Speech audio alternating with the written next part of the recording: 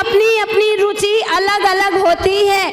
किसी का चिंतन में मनन रुचि होती है, किसी की लेखन क्रिया में रुचि होती है, आदि आदि बंधुओं। तो अपनी अपनी तो राजा थे, उन राजा को बहुत शौक था। एक दिन उनकी महफिल पर उनका जो मंत्री था, उनके मंत्री का जो बेटा था बंधु, वह बेटा आया और वह बेटे ने एक श्लोक बोला। जैसे ही श्लोक बोला तो सुदत्त नाम का सेठ रहता था उस नगर में, और उसका बेटा था जिसका नाम था मनोहर।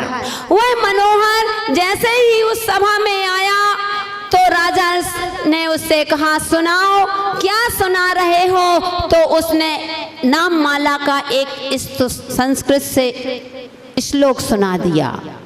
जैसे ही राजा ने सुना, अरे यह संस्कृत में वो इतने अच्छे से सुना रहा है। राजा खुश हो गया क्योंकि उसको बहुत शौक था सुनने का, और संस्कृत आदि में सुनने का बहुत शौक था। जैसे हम पढ़ाते हैं, वो पढ़ाने के बाद अगर हमसे कोई छोटे बच्चे होते हैं, वह स्तोत्र सुनाते हैं, नमोकार मंत्र सुनाते हैं, हम खुश हो जाते हैं कि देखो कितना सुंदर सुनाया। तो बंधु ऐसे ही वह राजा बड़ा खुश हुआ और उसने कहा कि यह कौन सा श्लोक सुना रहे हो? तो वह कहता है कि नाम माला। वह सेठ कहता है उसके कि मेरे पुत्र ने नाम माला ग्रंथ खोले, यह किसका लिखा हुआ है? तो वह सेठ कहता है कि हे राजन, आपके ही नगर में एक विद्वान, बहुत बड़े विद्वान धनंजय रहते हैं। वे धनंजय कवि है, उन्होंने यह नाम माला संस्कृत टीका में संस्कृत में लिखा है, संस्कृत में श्लोक लिखे हैं। तो राजा कहता है कि अरे मेरे नगर में इतना बड़ा विद्वान और वो भी छुपी हुई प्रतिभा, आज तक मुझे पता नहीं चला, और बुलाओ उस धनंजय को। और जैसे ही धनंजय को बुलाया और कहा कि यह कृति किसने लिखी है? तो उसने कहा कि हे राजन, यह कृति का सृजन मैंने किया है। इतने में था बंधुओं, उनके सभा में जो मंत्री कालिदास था, उस कालिदास को जैसे ही धनंजय की प्रशंसा की, उसका तो समझ गए, इनडायरेक्ट बात जल्दी समझ में, क्योंकि ईर्ष्या से भर गया। आज का मानव, मैंने कहा था कि अपने दुख से कम दुखी है, दूसरों को सुखी देख करके ज्यादा दुखी हो जाते हैं, ईर्ष्या प्रकट हो जाती है। क्योंकि बंधुओं, ये भारत के लोग हैं, भारतवासी हैं। कहते हैं कि अगर पड़ोसी का बेटा फेल हो जाए तो दुख होता है, अगर पड़ोसी का बेटा पास हो जाए तो और ज़्यादा दुख होता है। अमेरिका में लाइट जाती है तो फ्यूज बल्ब चेक करते हैं, और पाकिस्तान में लाइट जाती है तो बिजली ऑफिस में फ़ोन करते हैं, और इंडिया में लाइट जाती है तो पड़ोसी के घर में झांक के देखते हैं।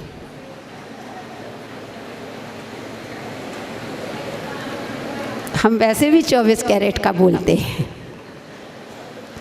अगर पड़ोसी के घर में लाइट नहीं है, सही है ना प्रदीप जी, प्रकाश जी, सही है? हाँ बिल्कुल, वैसे भी हमने कहा ना हम 24 कैरेट का बोलते हैं जो भी बोलते हैं 24 कैरेट। तो अगर पड़ोसी के घर इंडिया में लाइट चली गई तो सबसे पहले पड़ोसी के घर में झांक करके देखेंगे कि लाइट है। अगर उनके घर में लाइट नहीं है तो सहायता मिलेगी, अगर उनके घर में लाइट है तो मन उद्वेलित हो जाता है। ये ऐसे ही वह कालिदास थे, सुन करके इतने ईर्ष्या से भर गए, क्योंकि बंधुओं बहुत से लोगों की ऐसी विचारधाराएं हो जाती हैं, नकारात्मक सोच हो जाती है कि दूसरों की प्रशंसा सुन ही नहीं सकते।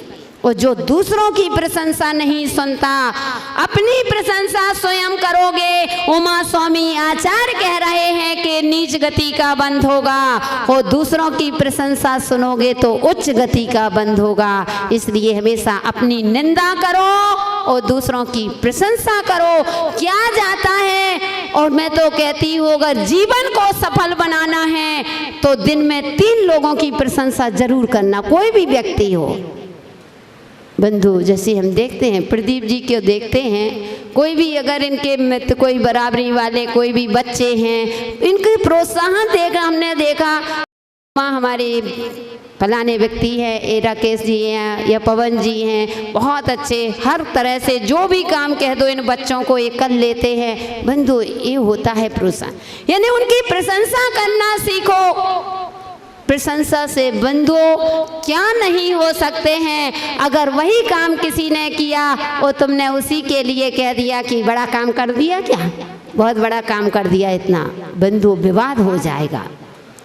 एक घर में एक बहू जो होती है, उसके पीहर से अगर 2 किलो मिठाई आई है, वो आपने कह दिया कि क्या ले आई, 2 किलो मिठाई ही तो आई है और क्या आई, वो बहू को ठेस पहुंच जाएगी, विवाद खड़ा हो जाएगा, घर में कलह मच जाएगी।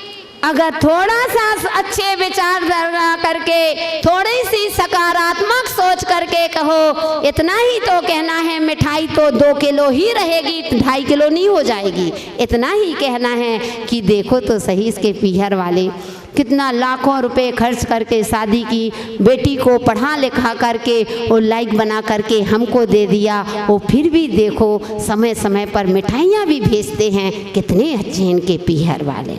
ओहो, वह बहू प्रशंसा को सुन करके घर का माहौल ही दूसरा हो जाएगा, साक्षात घर में स्वर्ग जैसा होता रहेगा बंधु। इसलिए मिठाई तो 2 किलो ही थी ना, क्या हुआ, 2 किलो मिठाई ही तो लेके आई है, क्या लेकर के आई, ये विचार, अच्छे विचार। इसलिए बंधु मैं हमेशा कहती हूँ अच्छे से बोलो, प्रेम से बोलोगे, दूसरों की प्रशंसा 2 शब्द अच्छे कह करके बोलो। लेकिन लोगों के ऐसे लोग होते हैं कि जो किसी की प्रशंसा सुनी और ईर्ष्या से भर गए। वे कालिदास से कम नहीं है, हम नहीं कह रहे सीता कहो माता जी हमको कालिदास कह रहे। आपके विचार, आप कालिदास नहीं लेकिन विचारधारा है तो आपकी उस कालिदास की, तो वह कालिदास ने तुरंत कह दिया, कौन कहता है कि हे राजन ये बिल्कुल झूठ बोल रहा है, यह कृति में मैंने लिखी है। उसने कहा ठीक है। वह धनंजय कहता है कि नहीं मेरी कृति है। वह कालिदास कहता है कि मेरी कृति है, तो वह धनंजय कहता है कि ठीक है, अगर तुमने ही कृति लिखी है तो बोलो इस श्लोक। जैसे हमने बोला, हम बोल रहे हैं जीवन है पानी की बूंद कब मिट जाए। अब आगे क्या बोलना है, अगर तुमने लिखा है तो बोलो छम।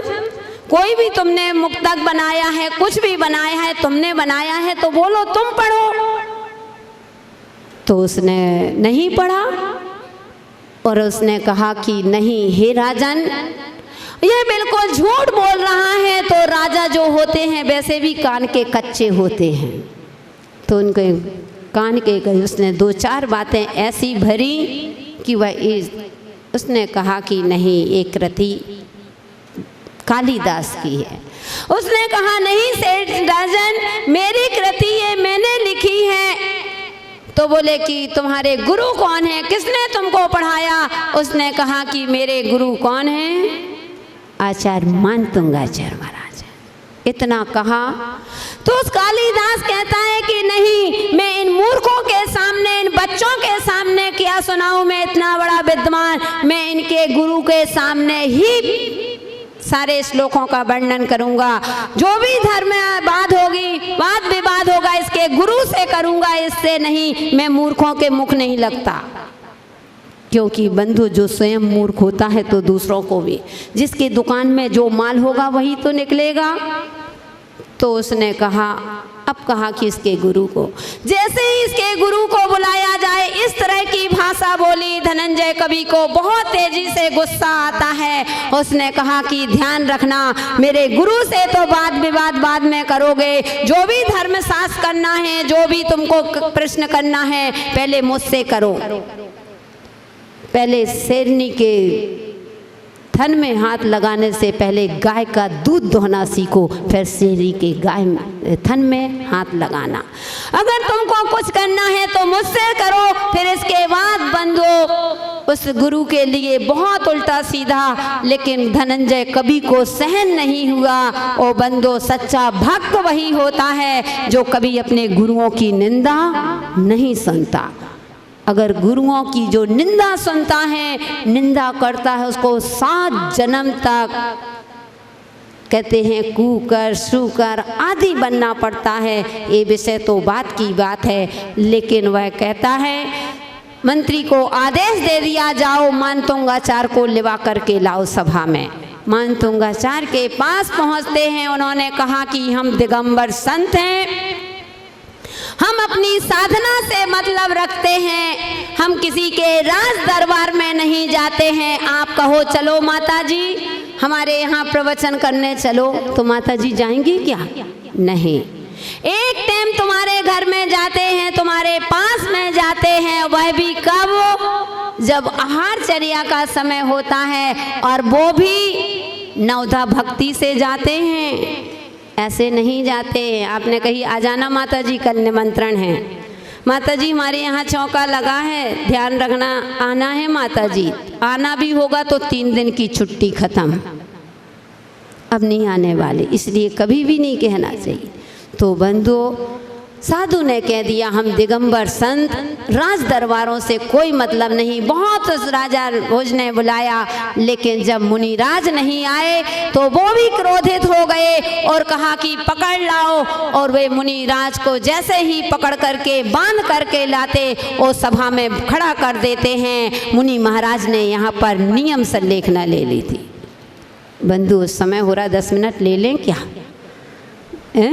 ले सकते हैं, क्योंकि अब कहानी अधूरी छोड़ो। तो वह कहते हैं कि मुनिराज ने नियम संलेखना ले ली। संलेखना 2 प्रकार की होती है, एक नियम संलेखना और एक यम संलेखना।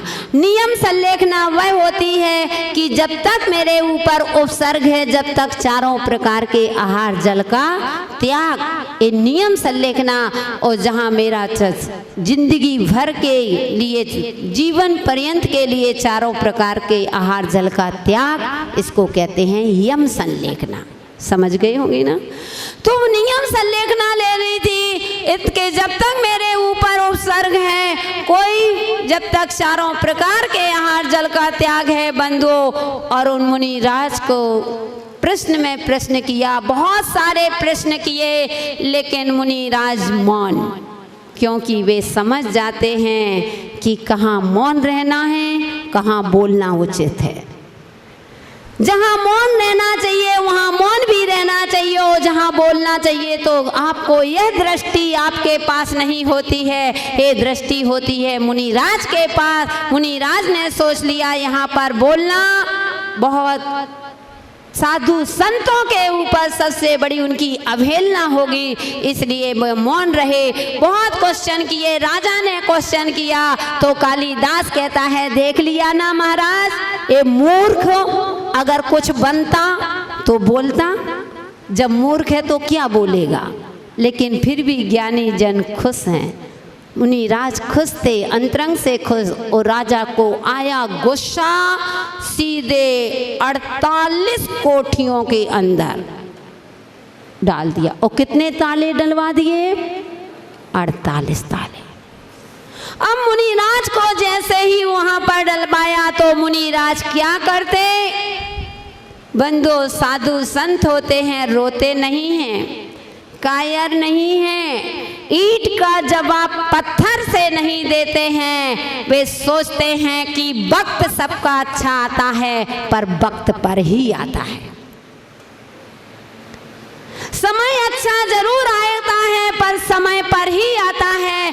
और वह चिंतन करने लगे कि अपने उपार्जित कर्म फल को जीव पाते हैं सभी, इसके सिवा कोई किसी को कुछ नहीं देता कभी। कि अपने उपार्जित सामायिक पाठ में अमित गति आचार्य महाराज ने कह दिया कि अपने उपार्जित कर्म फल को जीव पाते हैं सभी, इसके सिवा कोई किसी को कुछ नहीं देता। चिंतन कर रहे हैं कि मैंने जो खेत में बोया है वही मिला। वहाँ पर आज रोज के परिणाम नहीं किए थे और बंधुओं, उन्होंने ताले तोड़ने के लिए भक्ति नहीं की थी, उन्होंने भक्ति का सहारा इसलिए लिया था कि खाली दिमाग शैतान का, अगर खाली बैठो तो कहाँ कहाँ के विचार आते। इसलिए इस मन को कभी खाली मत बैठने दो, इस मन को हमेशा काम में लगाए रहो, अच्छे कार्यों में लगाए रहो, और अच्छे कार्यों में लगाए रहोगे बंदो, यह मन कभी भटक नहीं पाएगा, नहीं तो यह मन वैसे ही भटक जाता है। तो मानतुंग आचार्य महाराज ने आदिनाथ भगवान की स्तुति करने लगे और ऐसी स्तुति की बंधो भक्तामर्पणति मौलिमणि प्रभाण मुद्दो तकं दलिते पापितमो वितानं सम्यक् पीडं में जिन्ने पाद युगम युगादा वालम बनम भव जले पतताम जनानम। बंधु एक काव्य ही कहा और स्वतः ही एक ताला खुल गया। ऐसे करते करते आचार्य महाराज ने 48 छंद लिख दिए, स्वतः ही 48 ताले खुल गए और बैठे हैं ध्यान में। क्या पता कौन सी शक्ति से वे बाहर, कोठरी के बाहर आए। राजा को पता चला कि ऐसा ऐसा हो गया, पुनः डलवा दिया। पुनः उन्होंने भक्ताम्बरप्रणति मौलिमणि प्रभाणम विद्योतिकम दलित पापितमो वितानम सम्यक प्रणम्य जिन पादे युगम युगादा वालम वनम भव जले पतिताम जनानाम कर रहे हैं भगवान की स्तुति। वो पुनः एक एक ताले खुलते जा रहे हैं। तो बंधुओं, आचार्य महाराज ने नमस्कार को चमत्कार के लिए नमस्कार नहीं किया था, वो आप लोग करते हो। जहाँ चमत्कार होता है वहाँ नमस्कार कर रहे हो। आज यहाँ पर कोई नेता आ गया होता, कोई जादू वाला आ गया होता तो ये महफिल छोटी पड़ जाती।